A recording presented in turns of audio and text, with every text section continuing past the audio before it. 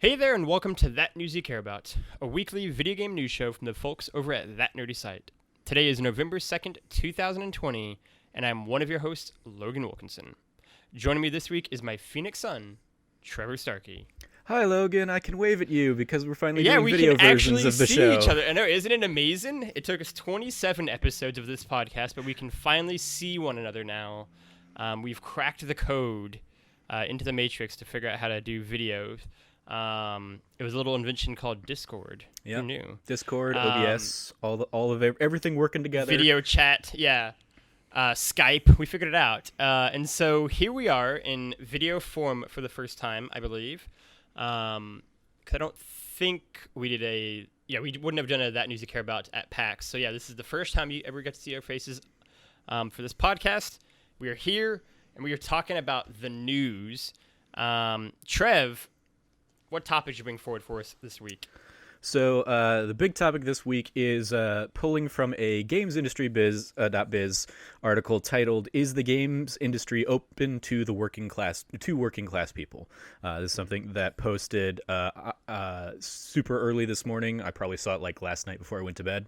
And it basically it's looking largely specifically at UK information and UK census information, but I thought the conversation kind of applies to the industry as a whole. Really the article is talking about how a lot of people working in the games industry, both on the media side as well as on the development side of things, kind of need a more often than not have a leg up in their middle class. It's still predominantly white. It's still predominantly male. So they kind of took through some gaming census and some kind of survey information, as well as just kind of general census information to really kind of crunch some of those numbers. The thing they touch on here, the UK gaming industry census showed that the gaming industry is still very white, 90%, very male, 70%, and generally rather middle class, too, with 62% of people in the industry coming from a background with a parent in a managerial job. So, like, right off the bat, seeing this headline immediately sparked kind of all of my own, like, thoughts of, like, yeah, it's like you need to, or I at least had to spend money to get into the industry, in the, minuscule degree that I've gotten into the industry, I would say. In that, and some of the stuff that the article kind of goes into is, a lot of the elements are being in the right place, the right time, and networking. And for me, that has come in the form of going to PAX events and stuff like that. And that's ultimately how, in my personal experience, like going to PAXs or PSXs and being in front of people like Andrew Goldfarb are what ultimately got me personally a freelance opportunity with a site like IGN, in addition to kind of, just being around in those circles and going to their panels and stuff, going to the IGN parties at those events kept me in those little spheres. I also, of course, had to be doing the stuff on my own to kind of show I had a portfolio for it and all that stuff. But it was like, when I think of the amount of money I've quote unquote made in the games industry compared to the amount of money I have spent, going to the games industry stuff, it is wildly disproportionate. Easy to figure it out, yeah. And that's not even like talking about like paying for the games and the consoles and the new TV I just bought and the equipment stuff, all that. It's specifically like just looking at travel. My travel to PAX alone this year is more than I have, quote, made in the industry, I would say, between flights and hotel and stuff like that. So it is very much like, if you don't have the means to do so, and I am fortunate in that over the last handful of years, I have had the means to do so, and that's kind of an option I specifically kind of chose, always with the idea and the mindset of I'm investing in myself, but a lot of people don't have the resources to invest in themselves. Yeah. And that's kind of what the article is really touching on, I think. I think it's one, too, where even predating that, just the barrier to be a quote-unquote gamer is so much higher than it is for other mediums, right? Like, if you are someone who wants to, be a TV critic one day, you just have to have a TV, right? Like if your family ever had one growing up, you could fall in love with TV shows, fall in love with kind of writing on your spare time, and then turn that into something else, right? Or movies, just go to movie, spend $10 and kind of do it that way. Whereas games, I mean, it's a $60 investment right out the gate, right? The consoles are even more, right? So it's just even getting into games itself is a vastly more expensive kind of procedure than getting into movies or TV shows or books, right? Like I think the closest parallel for me for games would be like theater, which is kind of a bit more of an expensive hobby than the other kind of ones around it, and something you also have. Yeah, and that's very and I was well suited right? because back before I was writing about video game reviews, I was doing theater reviews for like the local scene here in town. Because like I don't like because how much is like a season pass at like. When I went Phoenix, when I went to ASU Gamage, which is our basically our big producing house, that's what all like the national tours come through. And a few years ago, they included Hamilton in their season, and that was a steal. I sat in the mezzanine, which is basically like you had the orchestra, which is going to be the super expensive seats. You had the mezzanine, which is like the first balcony, which were like the middle of the row seats, and then you had like the balcony, which were going to be the cheap seats.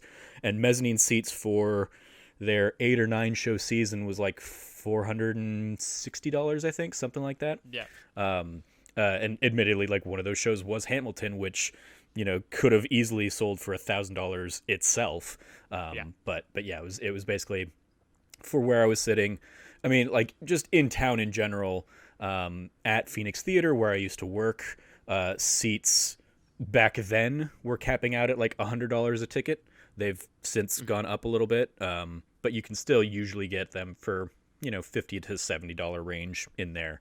But that is on the higher end side of things. You can also go to smaller companies, smaller theaters, and get like $20 seats or something like that. But yeah, it's definitely more than a night at the movies or something like that. Yeah, and again, it's one too where, before we even get to anything else, I mean, it's these are things that just automatically kind of close off these mediums to huge swaths of people, right? Like if you're someone who does come from a family that just struggled, a working family household, income is just going to be tighter, right? And where a trip to the movies is doable kind of once a month, maybe, whatever it might be. But a $60 video game and a $400 console, because a $400 console is like usually on the cheaper end of a console, that is still $460 you have to splash down kind of at once.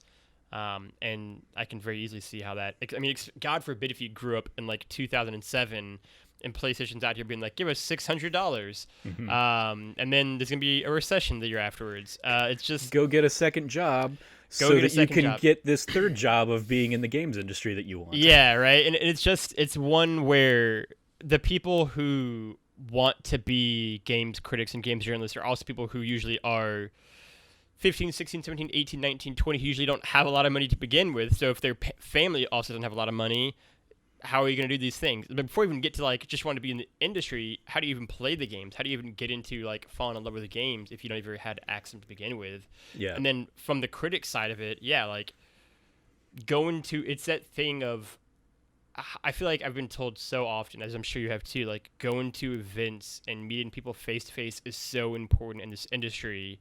And it's also something that is so expensive, right? Like you have to go to these places, and neither one of us live in California, or Massachusetts for PAX, or the Northwest for the other PAX. And so it's just like, all right, we have to fly there. You're a little bit easier in the sense of like you're kind of West Coast adjacent, basically. Mm-hmm. I grew up in Missouri and now Texas. No matter where I want to go, I have to fly somewhere. And these are things that just obviously cost money. And it costs money and we've been lucky. Certainly I have, where it's like I've never had to pay for a PAX ticket. Mm-hmm. I've always been able to go for press, but even just the cost of getting there is still $300 or $400 for a plane ticket, $300 or $400 for like room. Like these are things that just, and those are days you're taking off work theoretically to go. Yeah, that's a great point too. I didn't think about that part of it. Yeah, and it is. I will say that like one of the things that is certainly, and the industry I think is heading more in this direction, is that it is easier to do this than ever without necessarily needing to put yourself in in front of those people like physically, Yeah. because we can all do video podcasts like this, and if you have a phone theoretically, which most people are going to have, you could do some version of this, Mhm. and it might not be the best content or something, but you could still kind of like do it, ingratiate yourself in a certain community or something, and really kind of Yeah. try and use that networking to get other people on your show, to Yeah. do that level of networking without going out to an event, and being there in person, face to face. But and I will say that obviously I was doing that before I started going to PAX. I was in the Kind of Funny community for a year Yeah. before I started going to any of my first events. So I was like meeting people digitally through Facebook groups and stuff like that, and Twitter, of course. But it really wasn't until I mean, like most of most of my real connections came from going to PSX or going to PAX, or even Kind of Funny live events and stuff Yeah. like that. Going to Kind of Funny live and going on those IGN tours and meeting the IGN people face to face, Yeah. and the repeated nature of doing that. It Mhm. was going to Kind of Funny live in 2015, and then going to PSX in San Francisco in 2015, and at the Kind of Funny event, seeing and talking to Goldfarb or Brian Altano, and them remembering me from 9 months Yeah. earlier. I think because that was also the year that like Beyond 400 had happened, like a month after Kind of Funny. So Oh like yeah. I was in San Francisco in front of those guys and talking to those guys at events 3 times that year. That then I was just that much more poised and positioned for going to something like PAX and seeing them, and kind of just continuing that dynamic. And yeah, like It's all that it's one for me costs to money.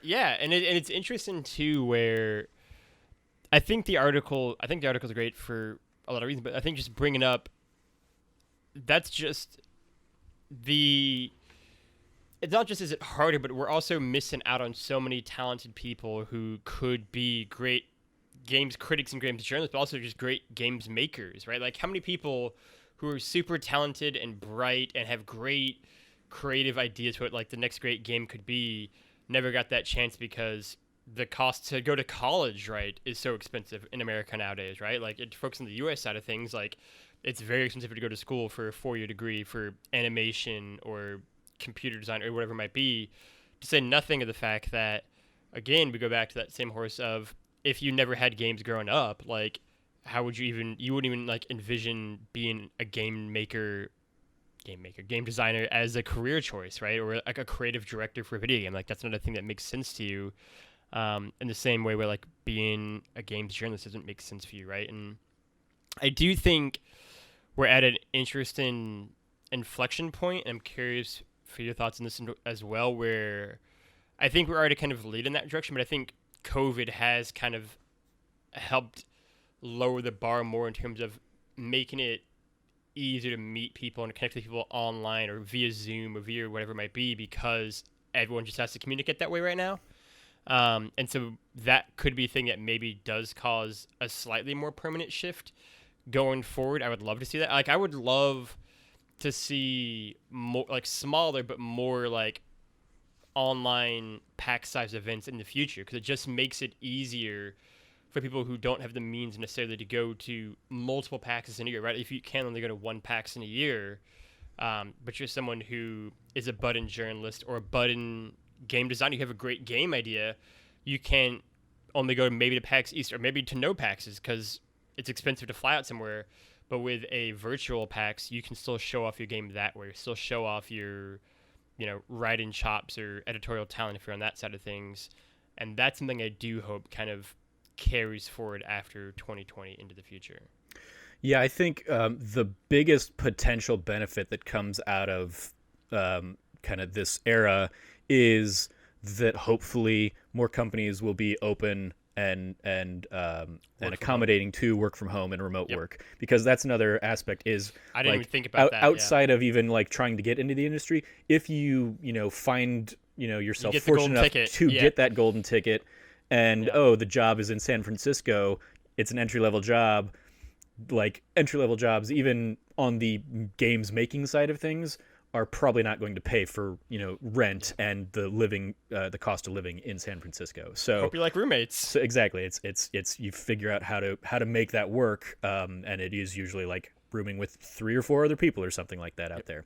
And I've talked about that kind of before, as that being one of the things that ultimately has driven me away from really trying to get a games industry job on that side of things, because I, as a 35-year-old who never really had roommates just in general, because I've been living in more or less this studio apartment since 2003, pretty much by myself almost that entire time, I'm not really like eager to suddenly dive into a roommate situation Yeah. with 3 or 4 other people just to try and make ends meet. And despite knowing that the people I love a ton of people out there, and have that passion and that love for the industry, the cost and the trade-off for someone at my point in life is just too high, too steep.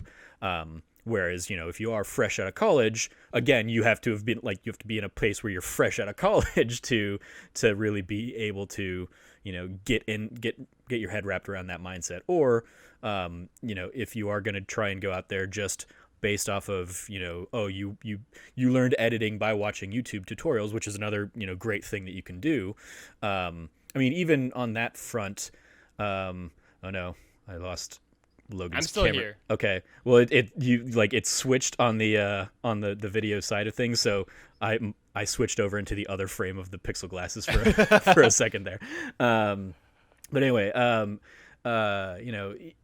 like getting that foot in the door in San Francisco or something like that, is going to be untenable for a lot of people. Yeah.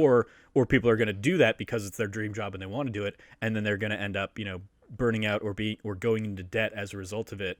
And it's also a wildly inconsistent job. So if you get a job out there and you're on like a 6-month contract and you have to be out there, and then that contract ends and now you got to suddenly find new work, like good luck trying to do that with a $2,000 rent hanging above your head. So yeah, I think the tech industry side of it is also just makes it incredibly inaccessible to a lot of people. Yeah. That hopefully kind of this increased direction of working from home and working remotely will make a lot of accommodations there, or hopefully a lot of companies will start making more accommodations for that kind of idea. It's one that I didn't even think about, but yeah, I mean, obviously the ultimate, you made it. You got the golden ticket. You made it to the Bay, and then yeah, you're in the most expensive city in the country now. And it's just, I mean, it's always been a little insane that you have to go to San Francisco to do this job at a certain point after like 2011, we'll say 12, 13, 14. It became more and more absurd every year. And I think 2020, if it's been good for anything, it's shown just how utterly absurd it's always kind of been, where everyone is working from home now. Like all of the game, like journalism giants are all working from home now, and they're doing it totally fine. Like all of Kind of Funny, IGN, GameSpot, Kotaku, and that's the thing too. Like some of these guys have already been doing it for years anyway, right? Like, or they were already in better locations, like Game Informer being in Minnesota. Minnesota, yeah. But like Patrick Klubnik has been working from home for years. Like he lives in like Ohio, I think, and so it's like this has always been a thing that like you could do. They just maybe didn't want to make that be the kind of the case, and it's like you can have people like Alex Van Aken is working from home for right now in Colorado, and so it's like you can just do this anywhere. Yeah, the pandemic has shown kind of the farce that is the idea that you have to all work together in the same huddled building like we're in a 1960s newsroom, but that's just not the nature. I mean, even actual newsrooms are digital now because of the pandemic, so it's like there's no reason why a year from now we still can't see more people getting opportunities who are super talented creators who just can't afford it. That's the thing. Like, so much of this for me is just, whether it's from a game design perspective or a game journalism perspective, they're just limiting so many talented people from doing this thing that could be great. Like, you have so many content creators who could be really great, who maybe don't live in America for starters, or maybe live somewhere where it's just they live in Mississippi, and so the cost of living difference between Mississippi and San Francisco is about as night and day as you can get, or Georgia, or Alabama, or Missouri even, right? Like it's a big jump, it's a big difference in the cost of living, and like maybe they can't afford that right out of the gate. And you can have people work from home and still contribute and still do solid work for the site and still be a big key aspect of what that site is doing. And certainly in the game design aspect, like there are ways you can figure out to make that work, and clearly studios are. And so I think that for sure is something I hope we can really move past, because there's no reason to have everyone have to force to be in the super expensive centralized location when it's just not necessary. And if 2020 has been good for anything, hopefully it is showing that like we just do not need to all kind of still subscribe to these kind of outdated norms of what a modern office place has to look like. Because working from, I mean, like aside from the fact that like, the surveys that show that like working from home makes people more productive anyway. It also just is more efficient and just for so many ways lowers the door to allow so many more people to kind of cross in and be part of this kind of industry. I mean, I have personally loved, since I've been working from home since March, I've loved not having, I've gotten basically an hour of my day back every day, an hour plus of my day every day, not driving down to and from downtown Phoenix. So like not having to deal with that commute. And again, like you take that commute into a place like San Francisco where it's usually an hour one way. Cam would talk on the shows this last year when he was working out or living out in Santan Valley and working in, North Phoenix or something like that. His commute was 2 hours one way, and he was like having to deal with that both like to and from work every day for months. And not having to deal with that is absolutely going to be, a boon on your time and your free time, and times, what for a lot of people is going to be the most precious, commodity there.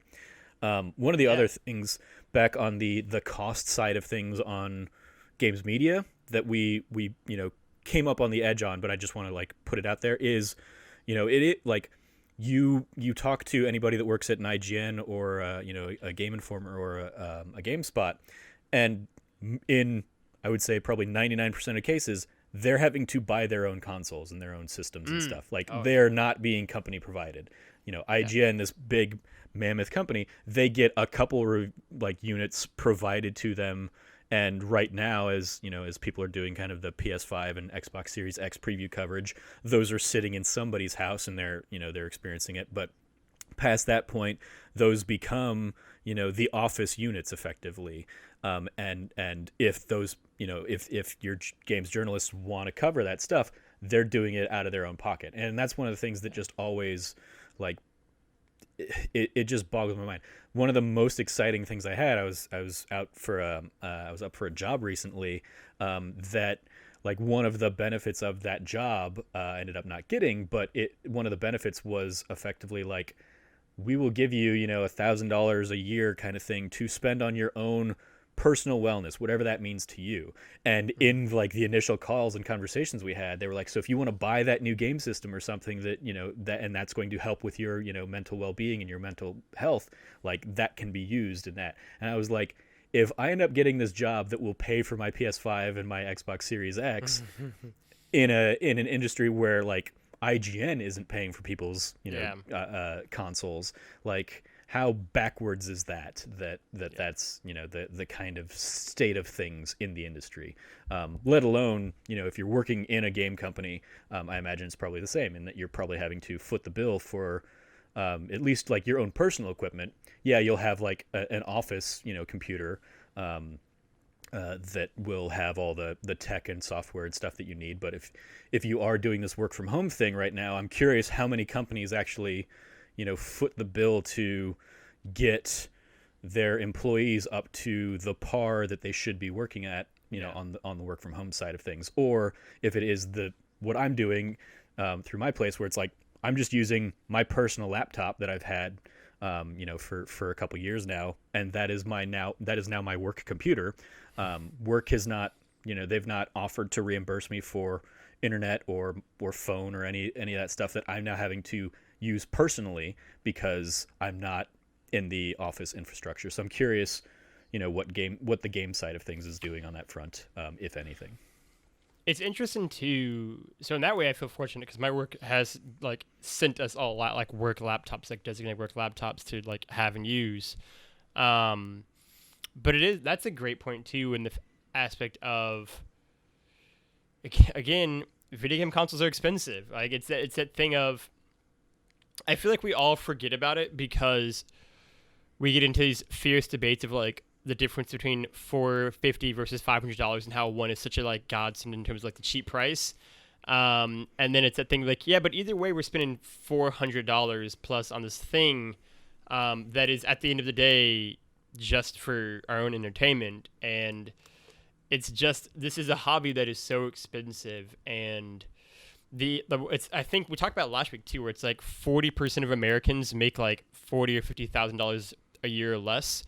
So for a giant chunk of the country, I mean, $400 and kind of one go out of it is a good chunk of what they're going to make in that month. This is not like that disposable income is significantly less disposable than for other people. And I think as huge as video games have become, because video games are massive, and as much shit as we give like free-to-play games, the reason why free-to-play games really are successful is because they're cheap. They're just, the door is open to everyone, right? It's why games like Fortnite or Apex Legends or Call of Duty Warzone and these battle royale kind of games can be so successful. It's because there's no cost to get into them, and so it makes it easy to kind of build a community right out of the gate. Or even like Rocket League. I mean, like I would even say outside of like phone games like Candy Crush and stuff like that. It's Angry everybody, Birds even back in the day. Yeah, everybody already has to have a phone.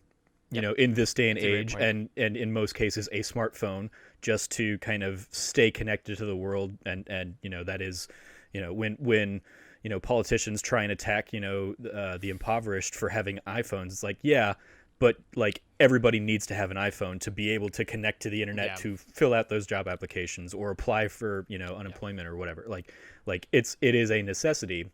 In the same way that a fridge is a necessity or something like that these days, and so if we already all have phones, being able to download something like Fortnite or something like Candy Crush that is free to play on there, it is hey, now I've got entertainment on this thing that I also just need to have to survive.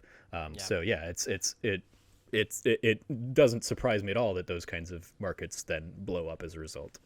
No, super successful, right? Like I've been playing Risk on my phone for every day for like the last few years. I feel absolutely, that wasn't there is a free to play version of that, but like I went ahead and spent the $5 and now I can play it like unlimited as opposed to having to wait X number of hours before I can play another game if I want.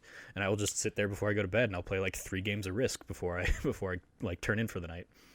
Right, and this is the thing, like for all people who bemoan and cry the state of mobile gaming, it's like it's successful because, like the cost of entry is so much lower, right? Like, and especially if you are a like burgeoning video game critic or journalist, that's a market that's so easy to get like to tap into, right? It is playing a bunch of mobile games, it is playing a bunch of like Steam games and like small indie games on like the PSN store even for like a few dollars because they're so cheap, and usually those are also games people aren't covering in the same way. So it's a way to just build up the craft of writing and discussing and kind of critiquing video games for a far cheaper price than trying to review every giant AAA game for $60 a pop, right? Like you're just gonna get a way better bang for your buck on that kind of thing. And so that's also what I would say in terms of like what people should be looking at doing is look at those things. Look at like your IGNs and GameSpots always need people who want to talk about mobile games because those aren't the glamorous games you want to write about and talk about when they're getting kind of their wide-eyed dreams of getting into the video game industry. And I think doing that kind of stuff is also a route to get in for a way more cost-efficient option than trying to, again, I'm going to review God of War and Uncharted 4 and Horizon Zero Dawn and Bloodborne back to back to back, and I'll spend $300 in 1 month. It's going to be lit, guys. Here we go.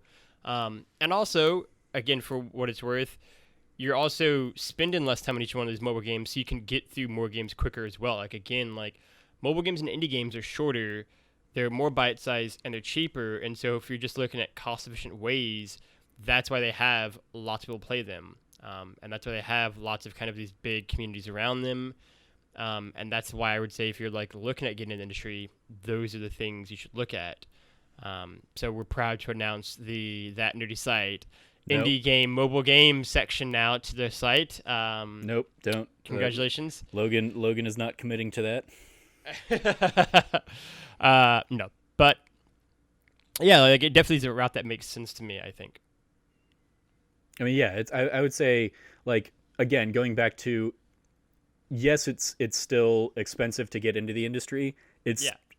Stuff like that makes it cheaper than ever, and it makes certain paths viable or more viable into the industry than otherwise. Yeah, like I mean I don't have the numbers to support this, and I don't know if they would, but like I wouldn't be surprised if some of our, like, looking at our PAX East coverage, I wouldn't be surprised if the smaller games that we did, your Raji or your She Dreams Elsewhere, stuff like that, if that coverage performed better for us than some of the other coverage, because it is you're a big fish in a small pond, if you're covering that kind of stuff, compared to, like, if people are looking for if Maneater was the big game, or Fuser from PAX East were the big games of PAX East, people are going to go to your IGNs or your GameSpots for that kind of coverage. They're not necessarily going to find us in the depths of SEO optimization on that side of things. So whereas, like, if IGN isn't covering a game like Raji, then we might show up higher in the search bars or something like that.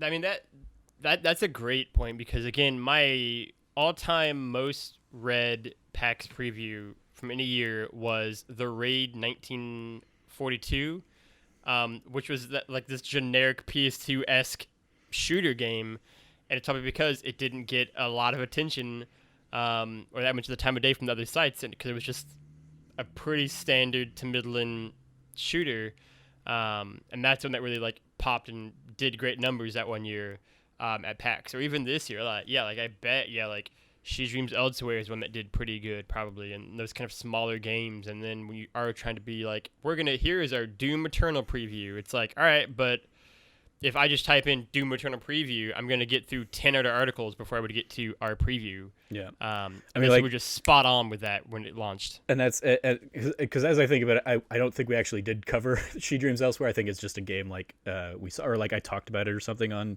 one of the podcasts. But like our Fall Guys piece, because that was like the first one that we got out, and we were one of the one of the we early that people game to early. get I'm that really out. proud about that one. Yeah, like we obviously hit that before it completely blew up over the summer.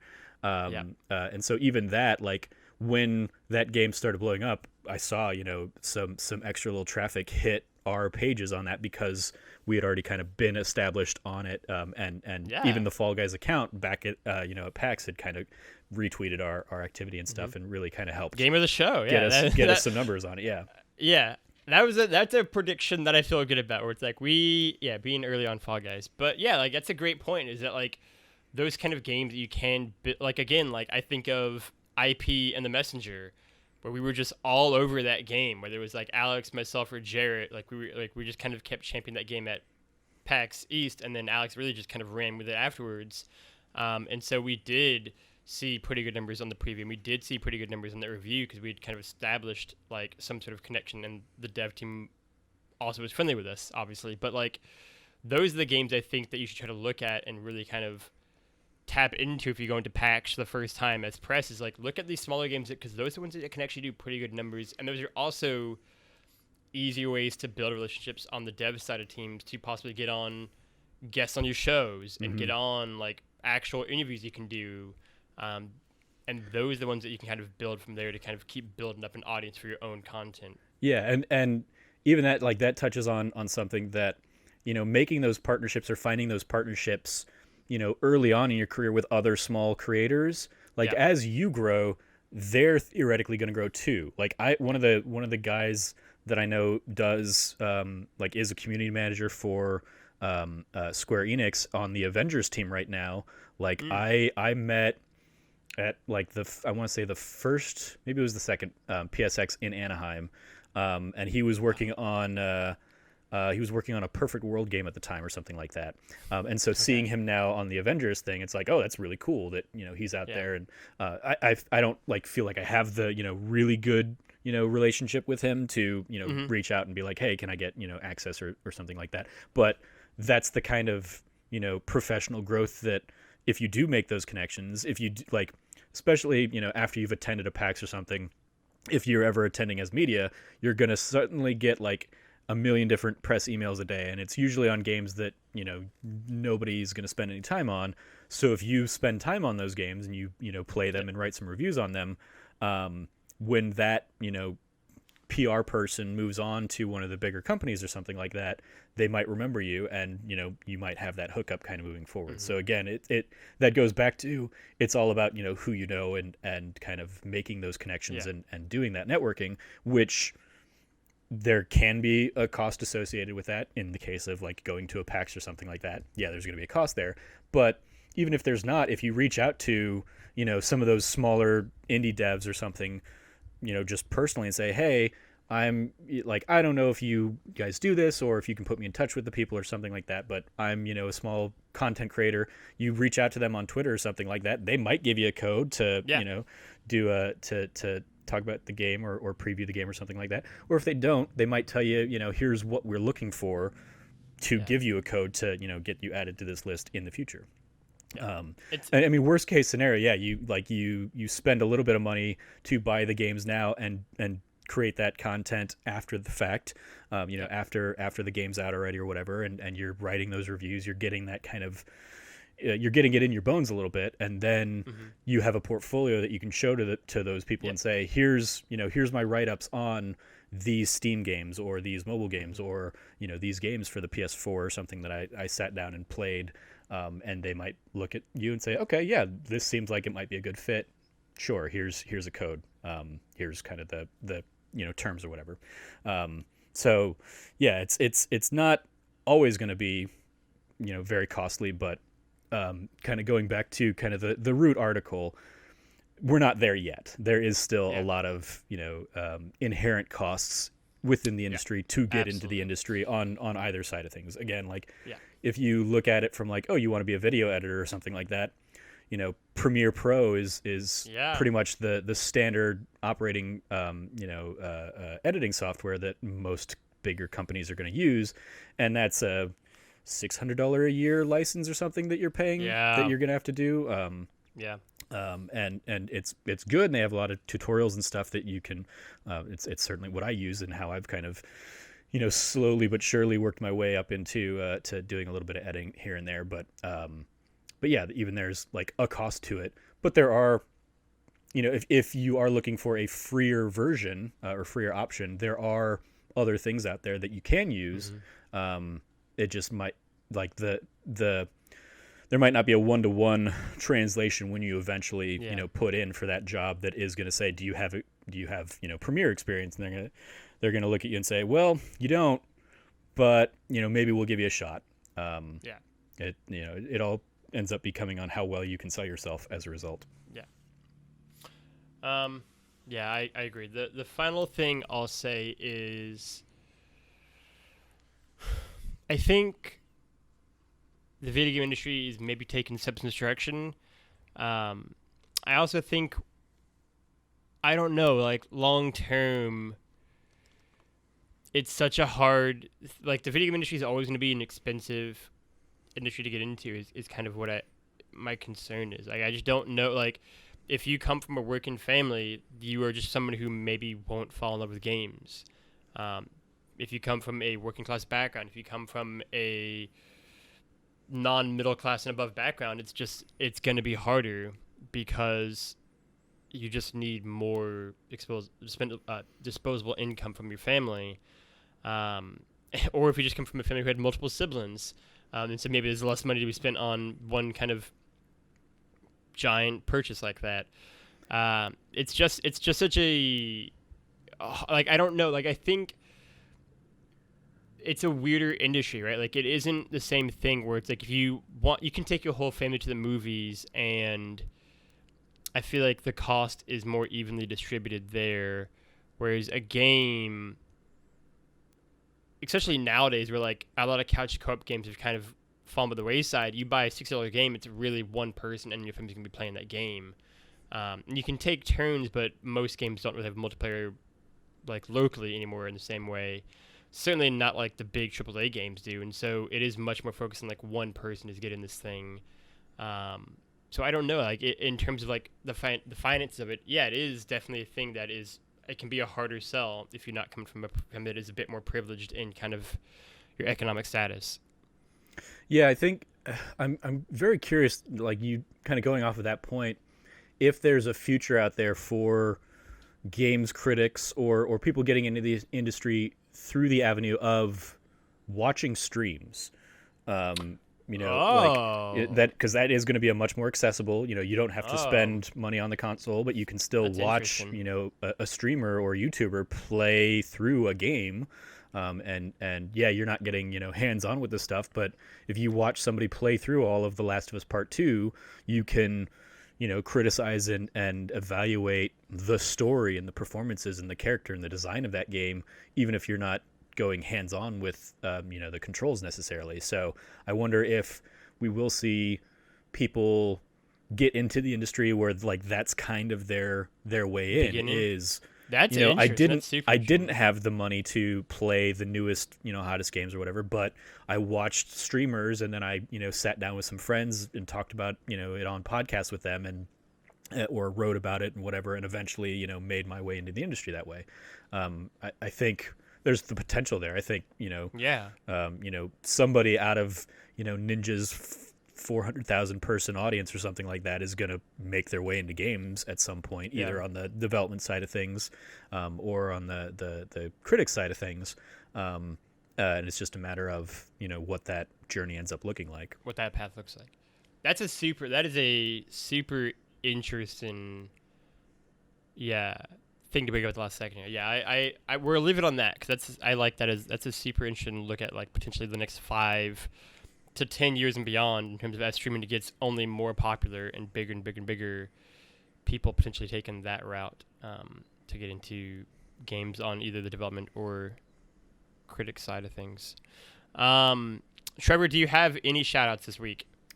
I guess it's a light shout out. It's the other shout out. article I threw in the Slack earlier today. But it's another GamesIndustry.biz thing. And again, I saw this like before I went to bed last night, actually.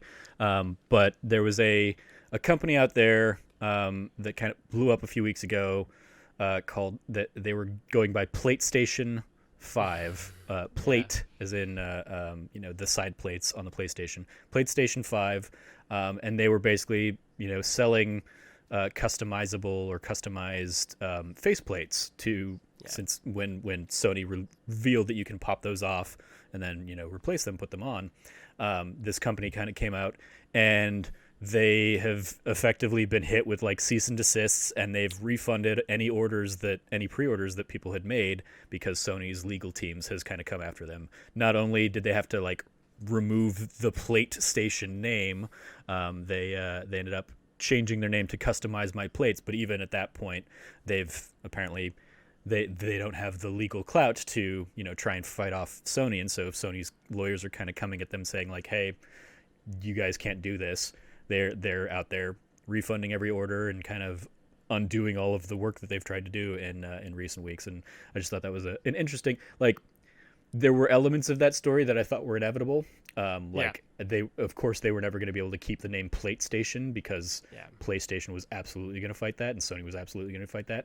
But like, there are companies that are out there that have kind of made a little bit of a name and a business for themselves in that like customizable design side of things. Like, I think of Flaming Toast, and because I have stickers on some of my controllers, or I have on my my PSVR set, I have like an old Trevor Trove. I took kind of the Pixel Trevor and an early version of like Pixel Glass's design, and that's what sits on the face of my VR unit.